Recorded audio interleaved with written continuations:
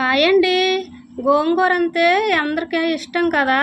గోంగూర chicken, గోంగూర mutton, గోంగూర రొయ్యలు అన్నీ చేసుకుంటాం కదా. నేనైతే ఇవాళ గోంగూర పచ్చడి చేశాను. మా ఆయన గోంగూర తెచ్చారు, సగం పప్పు చేశాను, సగం ఇదిగోండి ఇలాగ పచ్చడి చేశాననమాట. నేను చేసే విధానంగా చేస్తే 10 నిమిషాలు రెడీ చేసుకోవచ్చు. నాకంతే గోంగూర పచ్చడి బయట కొనే కంటే ఇంట్లో రెడీ చేసుకొని తింటేనే చాలా ఇష్టం అనమాట.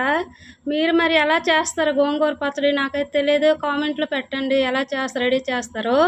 నేనైతే ఎప్పుడు ఇంట్లోనే ఇలాగే తయారు చేసుకుంటాను. బయట కొంటే ఎంత బాగుండదు కదా ఇంట్లో, అందుకే రెడీ చేసుకుంటాను అనమాట. ఇదిగోండి మిక్సీ జార్లో ఇలాగ రుబ్బుకొని అనమాట, ఇలాగ తాలింపు పెట్టేసుకుంటాను. పోపు దినుసులు అన్నీ వేసుకొని, తెల్లుల్లి రెబ్బలు ఇలాగ అన్నీ వేసుకొని ఇలా తాలింపు పెట్టుకుంటే చాలా బాగుంటుంది. ఇదిగోండి చూసారు ఎంత ఆయిల్ బయటకు వచ్చేసి ఎంత టేస్టీగా తయారైపోద్ది. వేడి వేడి అన్నంలో కలుపుకొని తింటే చాలా టేస్ట్గా ఉంటుంది. వీడియో నచ్చితే లైక్ చేయండి. Bye bye.